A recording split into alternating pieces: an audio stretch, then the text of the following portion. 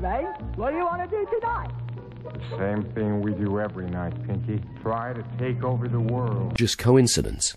Have you ever thought about, say, getting a particular car? Then suddenly you see that type of car everywhere. Maybe you're just noticing how many of those cars were there already. Wouldn't it be good to attune your mind to notice how many opportunities there are to become wealthier? Some people believe the mind is like a magnet, that what we hold uppermost in our attention, we attract to us. In other words, we always get more of what we focus on. In music, there's something called the principle of sympathetic resonance.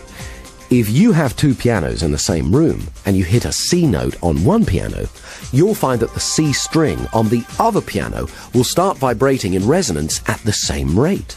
In the same way, you're always attracting people and circumstances that resonate with your predominant thoughts. Whether you choose to believe in the law of attraction or not, it's interesting to note that many highly successful people do. Those who focus on the positive in life and attract it to them are called lucky. I personally believe we create our own luck. That is what's meant when it says in the Bible, "A man is what he thinks about all day long." Your thoughts are an energy that are powerful and creative. I've found that most wealthy and successful people tend to employ the same simple habits and beliefs about prosperity. However, the same rule of habits and beliefs applies to poverty as well. I believe that many people help to keep themselves poor through the beliefs and habits they have towards money. They use the evidence that their lack of money has made them poor, whereas sometimes their poor behaviors in relation to money is what keeps them from experiencing abundance. They've affirmed over and over again, often unconsciously, that they're poor, so it's become a self-fulfilling prophecy, a poverty consciousness. What the positivity system does is helps you to change that. I'd like to share with you some techniques that I've used myself that have helped me dramatically increase my personal wealth. I've taught them to others, they've also increased their wealth, and now I'd like to share them with you. One of the first things that made a major difference for me was consciously deciding to do things differently. Years ago, I definitely had a poverty consciousness, worrying constantly about being poor or how not to be poor. So guess what? My attention was, yes, on poverty. For example, when a bill would come through the mail, I'd open it, I'd worry about how I was going to pay it, I'd feel poor inside. Obviously, it's important to be financially organized and consider how best to pay bills. However, I was also affirming to my unconscious mind a poverty belief. If you're going to be wealthy, it's just as important to prepare for wealth by feeling rich inside. So what I started to do when I opened a bill was vividly imagine I had thousands in the bank. You can imagine how good that feels. I was sending a new message to my unconscious. Some people try saying affirmations like, "I am truly wealthy." But if deep down you don't believe that, it's next to useless. You have to create a feeling of wealth by vividly imagining yourself as wealthy over and over again. Next, I needed to change my self-image around money. I had a scruffy little checkbook, one that reflected my scruffy little finances at the time. So I changed banks and got a clean new one to help me start to feel different. The mind is sensitive, so it's important to signal to yourself that positive changes are happening. Then the real fun began. I needed to get a strong sense of what greater wealth would be like. So I got an old bank statement, cut it up, removing the bits that said overdrawn, and began to rearrange the figures and glued it back together, showing that I had thousands in credit. As soon as I'd finished, I burst out laughing. Actually holding it in my hands, it began to feel more real. Within a few months, the imaginary amount had become a reality. Having that tangible piece of paper, the bank statement, had really helped. So I went about making a scrapbook, collecting pictures of things I wanted, places I wanted to visit, people I wanted to meet. Remember, the mind needs a sensory-rich experience of what you want it to make real for you. It's important to have big dreams so you can grow into them. For example, a few years ago, I went into a Mercedes showroom, sat in a car to get comfortable, smelled the leather, went for a test drive, imagined vividly it was my own, took away a brochure and added it to my scrapbook. Imagined driving it every day. Pretty soon, I started to see Mercedes everywhere. My mind was now focused on getting me one. And chance favors the prepared mind. So it wasn't long before a bargain came along, and I bought my first Mercedes. As George Bernard Shaw said, some men see things and ask why. I dream things that never were and ask, why not? A friend of mine got really into this type of creative visualization. He'd been practicing on visualizing parking spaces. Amazingly, it seemed to work. So he decided to go for bigger things. He'd never traveled abroad, and he really wanted to, but he didn't have the finances. So he collected together a bunch of travel brochures, cut out the pictures of all the places he wanted to go, and stuck them in his scrapbook. This is the funny part. He packed his suitcase every Sunday for a month and went to the airport. He even stood in line.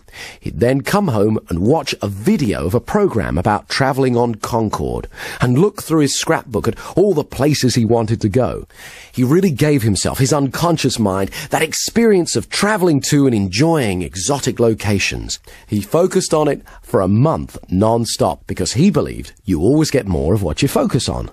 Suddenly, he was called into his boss's office and asked if he would become their international correspondent. His boss explained it would mean travelling all over the world. He could hardly believe it. Most amazingly of all, when he arrived in a small village in Switzerland, he began to get a feeling of déjà vu. It was only when he got back to England and checked in his scrapbook that he found it was the exact same village that he'd been visualizing. Extraordinary as it may seem, I've witnessed many such occurrences similar to this since.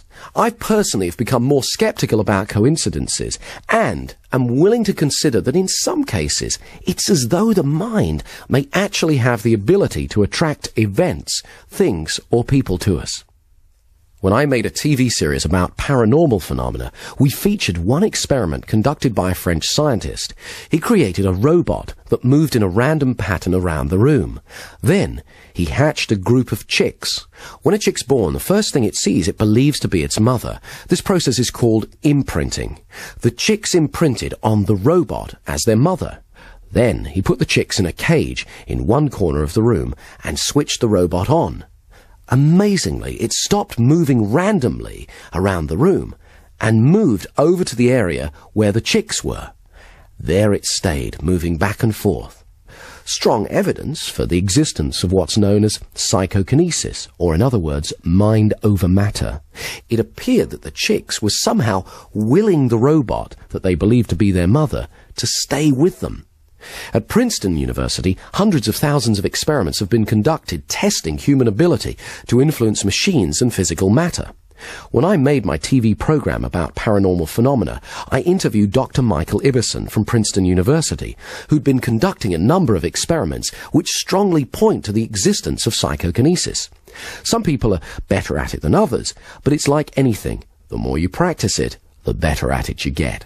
I began to wonder, could it really be possible to literally attract money? What is interesting is that many rich people believe that's how they do it. But how do you do it? It's very simple, but it does take regular practice. You're going to need to rehearse being wealthy, like a method actor would play a part, and do it over and over again. Totally get into that part. Okay, the first thing you need to do is get a scrapbook and start collecting pictures of things that you want, people you'd like to meet, places you'd like to go, things that you really want, anything that you want to bring into your life. Incidentally, it can just be a symbol you desire. Then, go about creating sensory-rich experiences of your goals. If it's a particular car, go about getting a test ride. Then it'll be easier to vividly imagine driving one over and over again. If it's a beautiful house, imagine walking around it until you know every inch of it. The feeling of the carpet, the smell, the texture of the furniture, and so on. Also, be open to feedback from your unconscious mind. When I first imagined owning a Bentley, I was visualizing driving it down the road. But other cars kept bashing into me. No matter how hard I kept trying to get out of the way. I took this to be a warning that, although I could get a Bentley, the cost at the time might be some jealousy. In other words, there was a cost greater than money than I'd foreseen. The next step is, every day, look at your scrapbook. Imagine what it would be like living your desire. See what you'll see, hear what you'll hear, and feel how good it'll feel. Do it as often as you can every day. You may not get instant results. You can imagine how chaotic the world would be if every whim or fancy we ever had suddenly materialized, but you will begin to set the process in action. Okay, I'd like you to stop for a moment and imagine how your life would be different if you are much wealthier. How will you walk?